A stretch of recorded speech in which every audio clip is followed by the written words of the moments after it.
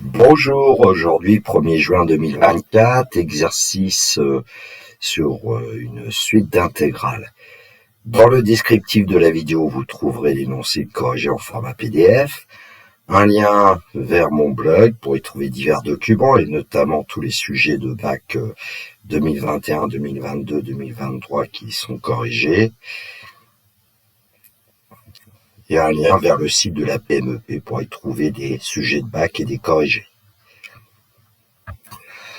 Alors, vu l'exercice 4 du sujet 1 d'Amérique du Nord tombé en mai 2024, j'ai essayé de trouver une suite d'intégrales avec laquelle on puisse répondre à des questions un peu similaires. L'énoncé, la suite n est définie par, pour tout entier naturel à n égale intégrale de 1 à e de 1 sur x puissance n plus 1 ln de x dx. Alors cette suite d'intégrales apparaissait pratiquement dans un sujet de bac Antilles septembre 2017 si mes souvenirs sont bons, mais la borne supérieure c'était 2 et l'énoncé était complètement différent. Mais vous pouvez aller voir ce sujet, il est aussi assez intéressant. Question 1, montrer que A0 égale 1,5. Question 2a, justifier que pour tout entier naturel n, on a n supérieur ou égal à 0. Petit b, montrer que pour tout entier naturel, on a n moins n plus 1 supérieur ou égal à 0. Petit c, déduire des deux questions précédentes que la suite n est convergente. Question 3, la suite Bn est définie par, pour tout entier naturel n, Bn égale intégrale de 1 à e de 1 sur x puissance n plus 1 dx. Petit a, vérifier que B0 égale 1. Petit b, montrer que pour tout entier naturel n, on a n inférieur ou égal à Bn. Petit c, montrer que pour tout entier n supérieur ou égal à 1, Bn égale 1 moins exponentielle moins n divisé par n. On déduire la limite de la suite Bn. Petit d, déduire des deux questions précédentes la limite de la suite à n. Question 4a, en utilisant une intégration par partie, montrer que pour tout entier n supérieur ou égal à 1, an égale bn moins exponentielle moins n divisé par n. Petit b, exprimer n carré à n en fonction de n, en déduire la limite de la suite n carré à n. Question 5a, recopier et compléter le script Python donné ci-dessous afin qu'il renvoie le plus petit entier naturel n, tel que n soit inférieur ou égal à 0,01. Le script Python, la fonction s'appelle seuil, n prend la valeur 0, a prend la valeur 0,5, tant que à compléter, n prend la valeur n plus 1, petit b à compléter, petit a à compléter, renvoyer n. Petit b, donner sans justifier la valeur de n renvoyée par la fonction seuil. Correction, question 1, montrer que A0 égale 1,5. Alors on sait que pour tout entier naturel n, an égale intégrale de 1 à e de 1 sur x puissance n plus 1 ln de x dx. Et donc pour pouvoir calculer A0, on va remplacer n par 0, ce qui fait qu'on va obtenir que A0 c'est l'intégrale de 1 à e de 1 sur x ln de x dx. Alors pour tout réel x de l'intervalle 1e, je pose f0 de x égale 1 sur x ln de x. Et puis pour pouvoir trouver une primitive, on peut poser aussi u de x égale ln de x parce que u' de x est égal à 1 sur x. Ce qui fait que f0, c'est en fait u' multiplié par u. Donc une primitive de f0 que j'ai appelée grand f0 va s'écrire un demi de u carré plus constante. Pour tout réel x de l'intervalle 1e, grand f0 de x va être égal à un demi de ln de x au carré plus constante. Reprenons le calcul de A0, c'est l'intégrale de 1 à e de 1 sur x ln de x dx. Et donc A0, c'est un demi de ln de e au carré moins un demi de ln de 1 au carré. ln de e vaut 1 et ln de 1 vaut 0, donc on va obtenir tout simplement A0 égale 1,5. Question 2a, justifier que pour tout entier naturel n, on a n supérieur ou égal à 0. Alors on sait que pour tout entier naturel, n à n est égal à l'intégrale de 1 à e de 1 sur x puissance n plus 1 ln de x dx. Donc la fonction derrière signe intégral, c'est 1 sur x puissance n plus 1 ln de x. On va étudier son signe. Si on a la chance que cette fonction soit positive, on intégrera une fonction positive entre 1 et e, donc l'intégrale sera positive et donc n sera positif.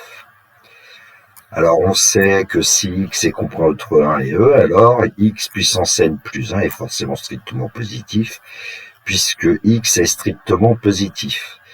Et donc on aura 1 sur x puissance n plus 1 strictement supérieur à 0. Alors x compris entre 1 et e, ça va impliquer que ln de 1 inférieur égal à ln de x inférieur égal à ln 2, puisque la fonction ln est strictement croissante sur l'intervalle 0 plus infini ouvert en 0. Et donc ln de x est compris entre 0 et 1, ln de x est positif. On peut en déduire donc que pour tout réel x de l'intervalle 1e, 1 sur x puissance n plus 1 ln de x est supérieur ou égal à 0. Donc l'intégrale de 1 à e de 1 sur x puissance n plus 1 ln de x dx est supérieur ou égal à 0 par l'intégration d'une fonction positive sur l'intervalle 1e. La borne inférieure 1 de l'intégrale est plus petite que la borne supérieure e de l'intégrale. Et donc AN est supérieur ou égal à 0 pour tout entier naturel n. AN est positif. Question 2b, montrer que pour tout entier naturel n, on a AN moins n plus 1 supérieur ou égal à 0. Alors pour tout entier naturel n, AN moins n plus 1, eh bien c'est l'intégrale de 1 à e de 1 sur x puissance n plus 1 ln de x dx, moins l'intégrale de 1 à e de 1 sur x puissance n plus 1, c'est-à-dire 1 sur x puissance n plus 2 ln de x dx. Par linéarité, nous allons pouvoir dire que an moins n plus 1, c'est l'intégrale de 1 à e, de 1 sur x puissance n plus 1 ln de x, moins 1 sur x puissance n plus 2 ln de x dx. Alors, derrière le signe intégral, on voit apparaître ln de x, et puis on pourrait soit factoriser aussi par 1 sur x puissance n plus 1, soit par 1 sur x puissance n plus 2. J'ai plutôt choisi 1 sur x puissance n plus 2, parce que ça va être un petit peu plus agréable comme écriture. Mais si vous voulez le faire avec 1 sur x puissance n plus 1, vous pouvez aussi. An moins n plus 1 est égal à l'intégrale de 1 à e de 1 sur x puissance n plus 2 ln de x multiplié par x moins 1 dx. On va aller chercher le signe de la fonction qui se situe derrière le signe intégral. Alors 1 divisé par x puissance n plus 2 ln de x, j'ai envie de dire, ça va être positif, on l'a vu quasiment tout à l'heure dans la question précédente. Et puis, il suffit d'aller chercher le signe de x moins 1 quand x est compris entre 1 et e. Alors, comme x est supérieur ou égal à 1, x moins 1 va être positif. Allons-y. Pour tout réel x de l'intervalle 1e, 1 sur x puissance n plus 2 ln de x est positif et x moins 1 est positif. Donc 1 sur x puissance n plus 2 ln de x facteur de x moins 1 est positif. Et donc l'intégrale de cette fonction est positive et donc an moins n plus 1 est positif. On peut ainsi conclure, pour tout entier naturel n, on a an moins n plus 1 supérieur ou égal à 0. Question 2c, déduire des deux questions précédentes que la suite an est convergente.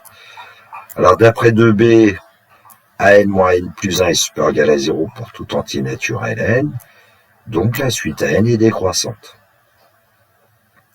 D'après 2a, pour tout entier naturel n, an est supérieur ou égal à 0, donc la suite an est minorée par 0.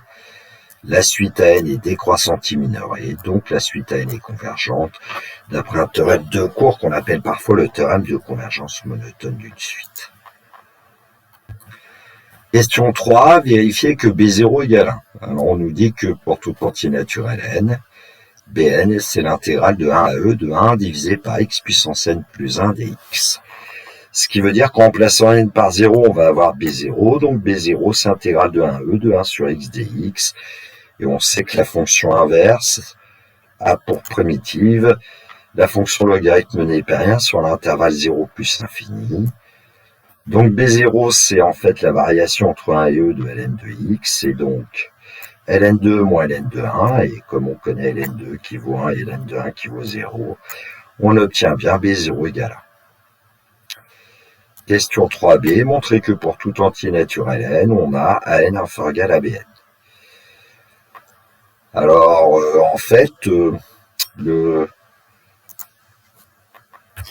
j'ai réécrit les expressions de n et bn parce qu'on va mieux voir ce qui se passe. Donc, la fonction derrière le signe intégral pour n, c'est 1 sur x puissance n plus 1 ln de x. Et pour bn, c'est 1 sur x puissance n plus 1.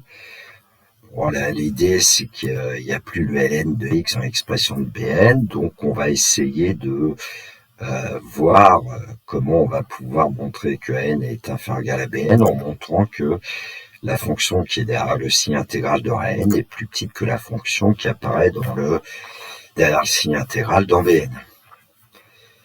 Donc on va s'intéresser à ln de x pour commencer, et on a déjà vu que pour tout réel x de 1e, ln de x est supérieur égal à 0, inférieur égal à 1. Et donc c'est surtout la deuxième inégalité qui va nous intéresser, parce qu'on va multiplier par 1 sur x puissance n plus 1, qui est positif, donc on va garder le sens de l'inégalité. Et donc on fait apparaître ici les deux fonctions qui apparaissent derrière le signe intégral dans n et dans bn. Il n'y a plus qu'à intégrer l'inégalité entre 1 et e, et donc on conserve le sens puisque 1 est plus petit que e, et finalement on obtient que n est inférieur égal à bn.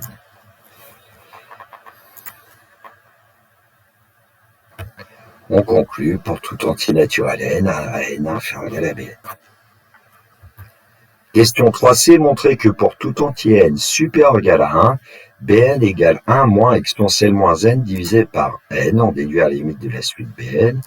Alors une petite remarque, dans l'expression de bn, on divise par n, donc comme on n'a pas le droit de diviser par 0, ça veut dire qu'ici on ne peut pas travailler pour n égale 0, et c'est pour ça que vous voyez apparaître pour tout entier n supérieur ou égal à 1. Allons-y, pour tout entier n supérieur ou égal à 1, on sait que bn, c'est l'intégrale de 1 à e de 1 divisé par x puissance n plus 1 dx. Alors, on a vu que pour n égale 0 tout à l'heure, une primitive de 1 sur x était ln de x. Ici, comme n est supérieur ou égal à 1, n plus 1 est supérieur ou égal à 2. Et dans ce cas-là, une primitive de 1 sur x puissance n plus 1, c'est moins 1 sur n x puissance n. Alors, si vous ne le voyez pas, ça fait partie normalement des primitives usuelles. Sinon, vous pouvez très bien poser u de x égale x puissance n plus 1, u' de x égale 1, c'est de la forme u' sur u puissance n plus 1, et vous cherchez une primitive. Donc bn, c'est la variation entre 1 et e de moins 1 sur n x puissance n. On va remplacer d'abord x par e et ensuite x par 1 et effectuer une différence. Donc bn, c'est moins 1 divisé par n multiplié par e puissance n, moins 1 divisé par n fois 1 sur 1 fois 1 puissance n. Alors, cette expression est égale à 1 sur n, puisque 1 puissance n égale 1. Et donc, on va obtenir, pour la deuxième parenthèse, avec le signe moins qu'il y avait devant, plus 1 sur n. Pour la première, ce qu'on fait, c'est qu'on va obtenir moins, et puis 1 divisé par e puissance n peut s'écrire e puissance moins n. Et donc, bn est égal à moins e puissance moins n divisé par n plus 1 sur n, ce qui nous donne que bn est égal à 1 moins e puissance moins n divisé par n, ceci pour tout entier n supérieur ou égal à 1. Alors, pour chercher les limites de la suite bn, on va chercher les limites du numérateur, les limites du dénominateur. Alors, limite quand n tend vers plus infini d'exponentielle moins n égale 0. Là, je l'ai mis tout de suite, c'est exponentielle moins l'infini. Alors, on pourrait aussi utiliser une composée, mais bon. Donc la limite quand n tend vers plus infini de 1 moins exponentielle moins n est égale à 1. Le numérateur de Bn tend vers 1. Et le dénominateur de Bn, on sait qu'il tend vers plus l'infini. La limite quand n tend vers plus infini de n, c'est plus infini. Et donc par quotient, la limite quand n tend vers plus l'infini de 1 moins exponentielle moins n divisé par n, c'est 0. On conclut, la limite de la suite Bn est 0. Question 3D, déduire des deux questions précédentes la limite de la suite à n. Eh bien, on a démontré que pour tout entier n supérieur égal à 1, eh bien, 0 inférieur égal à n, inférieur égal à Bn. La limite de 0, c'est 0 quand n tend vers l'infini. La limite de Bn, c'est 0 quand n tend vers l'infini. Donc, d'après le théorème des gendarmes, la limite de An, ça sera 0 quand n tend vers plus infini. Donc, on peut conclure la limite de la suite à n est 0. Question 4a, en utilisant une intégration par partie, montrer que pour tout entier n supérieur égal à 1, An est égal à Bn moins exponentielle moins n divisé par n. Alors que sait-on pour tout entier n supérieur égal à 1, n c'est intégrale de 1 à e de 1 sur x puissance n plus 1 ln de x dx. Bon, il paraît légitime de se dire que on fait le produit derrière le signe intégral de 1 sur x puissance n plus 1 ln de x.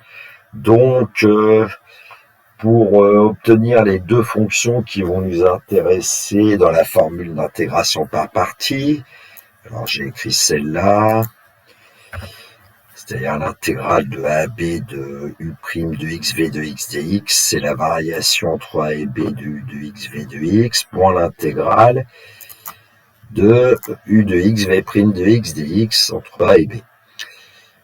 Oui, alors donc, il faut choisir la fonction qu'on va intégrer, la fonction qu'on va dériver. Alors, la fonction qu'on va intégrer, si c'était ln de x, alors primitif, c'est x ln de x moins x, encore faut-il le savoir. Donc, on a plutôt envie de dériver ln de x et donc d'intégrer 1 sur x puissance n plus 1, et on l'a fait quand on a calculé Bn. On en connaît une primitive. On pose u' de x égale 1 sur x puissance n plus 1, donc u de x égale moins 1 sur n x puissance n plus une constante. Alors ici, il y a un prime en trop parce que je fais du copier-coller, j'ai oublié de rectifier. V de x égale ln de x, donc v' de x est égal à 1 sur x. Allons-y, pour tout entier n supérieur égal à 1, n c'est intégrale de 1 à e, de 1 sur x puissance n plus 1 ln de x dx. On applique la formule d'intégration par partie.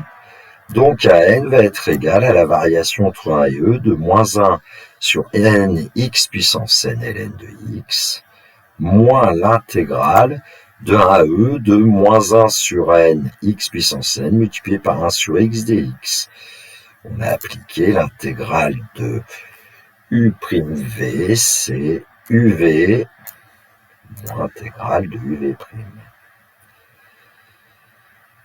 Alors, cette intégrale qui apparaît, quelle est-elle?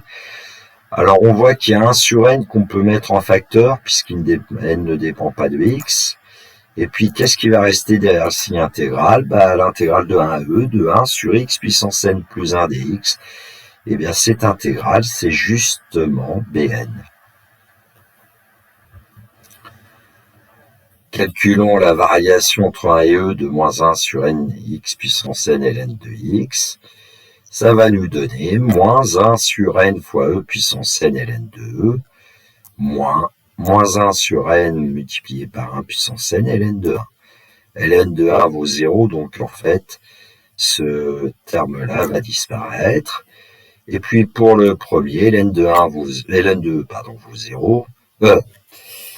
2 vaut 1, et donc il va nous rester tout simplement moins 1 sur n fois e puissance n, on a déjà vu que ça pouvait s'écrire, moins e puissance moins n divisé par n, donc n va être égal à moins e puissance moins n divisé par n, plus 1 sur n bn. Et donc AN est bien égal à Bn moins E puissance moins n divisé par n, et ceci pour tout entier n supérieur égal à 1. Question 4b, exprimer n carré à n en fonction de petit n, en déduire la limite de la suite n carré à n. Pour tout entier n supérieur égal à 1, n est égal à Bn moins E puissance moins n divisé par n.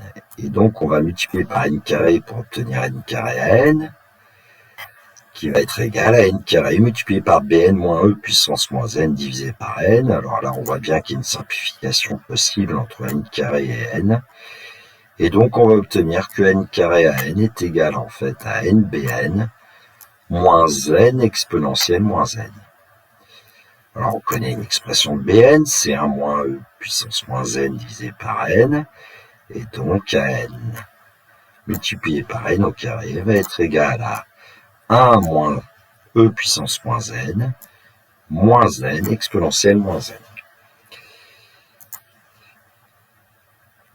On peut dire déjà, pour tout entier n supérieur égal à 1, n carré à n est égal à 1 moins E puissance moins n puissance moins n. On pourrait faire une petite remarque, c'est que n carré à n est inférieur ou égal à 1. Ensuite, on nous demande la limite de n carré à n. Donc, on va chercher la limite d'exponentielle moins n. On l'a déjà vu. Et la limite de n exponentielle moins n, qui est un peu plus délicate. Donc, on va commencer par celle-là. La limite de n, c'est plus infini quand n tend vers plus infini. La limite d'exponentielle moins n quand n tend vers plus infini, on l'a déjà vu, c'est 0. Et donc, la limite quand n tend vers plus l'infini de n exponentielle moins n est une forme indéterminée du type plus infini multiplié par 0. Mais d'après le cours, on sait que exponentielle moins n l'emporte sur petit n en plus l'infini. Et donc, la limite de n exponentielle moins n, quand n tend vers plus infini, c'est 0. C'est exponentielle moins n qui impose sa limite. Donc on reprend l'expression de n carré à n. Donc je l'ai réécrite.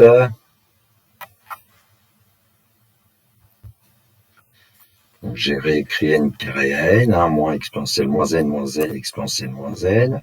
On vient de trouver la limite de n exponentielle moins n. La limite d'exponentielle moins n, on connaît, c'est 0.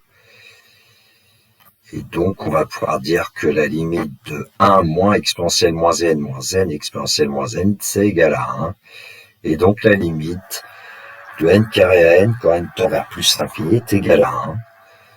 Et bien, la suite n carré à n a pour limite 1. Ça veut dire que pour n assez grand, n carré à n va se rapprocher de 1, et donc la n va se rapprocher de 1 divisé par n carré. Pour n assez grand, n se rapproche de 1 sur n carré. On dit dans le post-bac que 1 sur n carré est un équivalent de n. Question 5a, recopier puis compléter le script Python donné ci-dessous afin qu'il renvoie le plus petit entier naturel n tel que n soit inférieur ou égal à 0,01.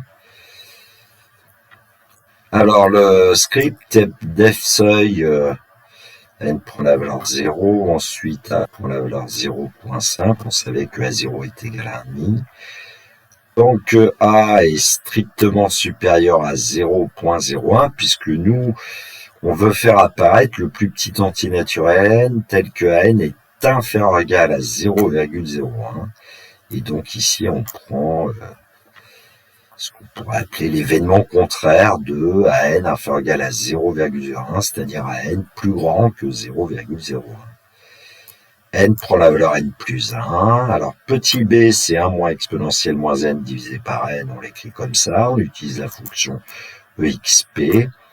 Ce qui fait que quand on utilise un logiciel avec langage Python, on va chercher la bibliothèque math pour pouvoir travailler avec la fonction exponentielle. Et petit a, du coup, c'est petit b moins exponentielle moins n divisé par n. On a vu ceci dans les expressions de AN et BN en fonction de AN renvoyée N.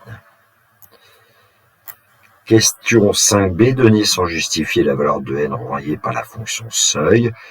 Alors évidemment, on peut utiliser un script Python ou alors on peut essayer avec une calculatrice de faire apparaître les termes des suites BN et AN.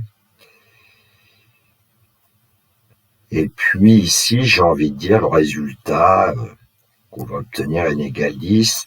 Alors on pouvait se douter en fait que la valeur de N allait être autour de 10 parce que AN se comporte comme 1 sur N carré pour N assez grand et AN est plus petit en fait que 1 sur N carré. Et donc 1 sur N carré, si on veut qu'il soit proche de 0,01, ça nous donne N carré proche de 100, c'est-à-dire N proche de 10. Alors bon, on a entre guillemets un peu de chance de tomber exactement sur 10, ça aurait pu être une autre valeur autour de 10 a priori. Et en fait, comme AN est inférieur ou égal à 1 sur N carré, ça aurait pu être une valeur un peu plus petite que 10. Un complément avec un script Python un peu plus élaboré, je vous ai donné un graphique qui donne le nuage de points N à N pour N entier compris entre 0 et 10. Et voici la droite que vous voyez tracée, enfin le segment, mais la droite c'est Y égale 0,01. Et donc on a les points du nuage qui sont situés au-dessus pour N compris entre 0 et 9 et pour N égale 10. En fait, le point que vous voyez du nuage de points de coordonnées 10 à 10 est un peu en dessous. Alors évidemment, c'est pas très visible. Cerise sur le gâteau. Donc le script Python que nous avons vu tout à l'heure. Alors on importe donc la bibliothèque math pour pouvoir le faire fonctionner. Alors j'ai juste changé, j'ai demandé est-ce qu'on renvoie quand même la valeur de N et la valeur de A. On va l'exécuter, regarder dans la fenêtre algèbre et donc j'avais déjà testé. Et donc pour N égale 10, on obtient à 10 environ égal à 0,0099995, qui est un nombre inférieur ou égal à 0,01. Autre cerise sur le gâteau, le script qui permet d'obtenir le nuage de points. Alors il ressemble au script de tout à l'heure.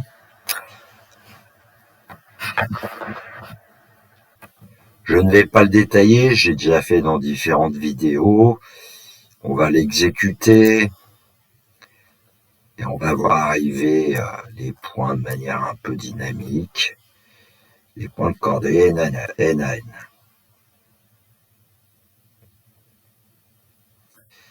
Voilà. Et si on ferme la fenêtre graphique, on retrouve évidemment le résultat de tout à l'heure. J'ai fait renvoyer petit n à n pour n égale 10. Donc on obtient à 10 inférieur à 0,01. Alors maintenant, je vais faire apparaître aussi le nuage de points à NBN. Vous voyez que les points de coordonnées NBN sont symbolisés par un point noir. Voilà, donc, on s'arrête à 10. Donc les points du nuage NBN sont bien situés au-dessus du point des nuages N à N. Alors pour 10, en fait, B10 est environ égal à 0,099995. Bon, alors ici, B10 est seulement inférieur à 0,1.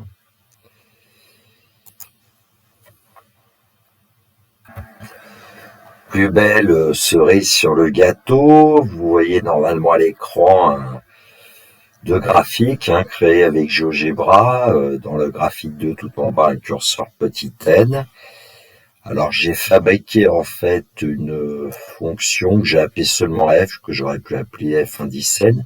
C'est 1 sur x puissance n plus 1 élève de x. C'était la fonction qui apparaissait derrière le signe intégral dans l'expression de n. Une fonction g ici, que j'aurais dû baptiser plutôt g indice n de x, c'est 1 sur x puissance n plus 1. Alors toutes les deux tracées sur l'intervalle 1e, vous pouvez voir C0, la courbe représentative de F0, et gamma 0, la courbe représentative de G0, dans la fenêtre graphique, représentée entre 1 et E. Et puis, on sait qu'on peut interpréter en termes d'air les intégrales. Donc en fait, A0, qui s'appelle A dans la fenêtre algèbre, c'est l'air qui est sous la courbe C0, c'est-à-dire le domaine délimité par les droites d'équation x égale 1, x égale E, l'axe des abscisses, et la courbe de la fonction f0. Je rappelle que les fonctions f indice n et g indice n sont positives sur l'intervalle 1e. Même chose pour la courbe que j'ai appelée gamma 0, qui est la courbe représentative de G0. Et donc, sous la courbe gamma 0, nous avons colorié en rose un domaine délimité par les droites d'équation x égale 1, x égale E, l'axe des abscisses, c'est la courbe gamma 0. Donc en fait, c'est B0, l'aire du domaine rose, et pour l'aire du domaine bleu, c'est A0. Alors, on voit un petit bug quand même avec GeoGebra, parce que A0, on avait trouvé 0.5, et quand vous regardez dans le graphique 2, ce qui est annoncé ici, c'est un nombre qui évidemment est très proche de 0.5. Alors, selon moi, c'est dû à la valeur approchée peut-être de petit e, et puis à l'algorithme qui calcule les aires. Enfin bon, c'est assez rare de trouver des petits bugs comme ça avec GeoGebra. En revanche, pour B0, il annonce bien 1. Alors, ce que j'ai appelé P0 ici, en fait, c'est n carré multiplié par n pour n égale 0. On va le voir tout de suite avec une autre valeur de n égale 1.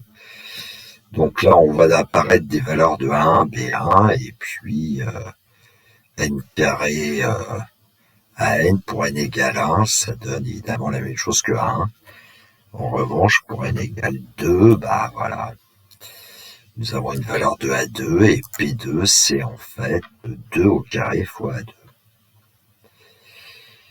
Dans la fenêtre graphique, j'ai aussi fait apparaître le sommet de la courbe Cn. Alors ici, le sommet de la courbe C2 s'appelle H2. C'est intéressant de le voir, ce sommet de la courbe, parce que la suite de points Hn, on a l'impression qu'elle se rapproche du point I. Bon, on voit bien aussi que la courbe Cn, si on observe, tente à s'écraser vers l'axe des abscisses, s'écraser entre guillemets. De même, si on regarde les courbes gamma n, elles ont tendance quand même aussi à s'écraser vers l'axe des abscisses. Ceci dit, les courbes gamma n ont tout un point en commun, le point d'abscisse 1 est d'ordonnée 1. Et puis les courbes Cn ont tout un point. Cn et gamma n ont l'air d'avoir un point aussi en commun que j'ai appelé K. Bon, ce serait très intéressant d'étudier, par exemple, les variations de la fonction f indice n, de s'intéresser au sommet de la courbe, de s'intéresser aussi à ce fameux point qui est commun aux deux courbes. Bon, ce n'était pas le but de cet exercice. Alors dans le graphique 2, vous avez vu apparaître des points. Donc j'ai fait apparaître un nuage de points. Alors vous devriez pouvoir reconnaître AN, c'est en fait un point de coordonnée petit n et d'ordonnée AN. BN, c'est un point d'abscisse petit n et d'ordonnée petit bn. Et j'ai fait apparaître aussi un point Pn d'abscisse petit n et d'ordonnées n carré à n. Alors, on doit pouvoir bien voir la convergence des suites à n, Bn vers 0 et puis de la suite Pn vers 1. On va arrêter un peu l'animation, juste pour constater qu'effectivement, pour n égale 9, 9 est supérieur à 0,01, et pour n égale 10, eh bien n est inférieur à 0,01, comme nous l'avions vu dans le texte. Voilà, quoi dire d'autre.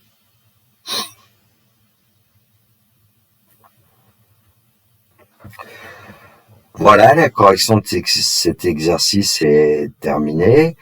Bon, j'ai passé une bonne petite partie de la matinée, une petite partie de l'après-midi, et en fait, la vidéo, là, je la fais, il est 21h53, c'est la mi-temps de la finale de Coupe d'Europe de foot entre Real de Madrid et Dortmund. Si vous avez apprécié, un pouce levé m'encourage. Il me reste à vous souhaiter un bon week-end, je vais dire. Surtout pour ceux qui auront des épreuves lundi ou mardi. Prenez bien soin de vous, que la force soit donc avec les élèves de terminale qui passeront leur épreuve de bac. Il me reste à vous dire le classique, au revoir.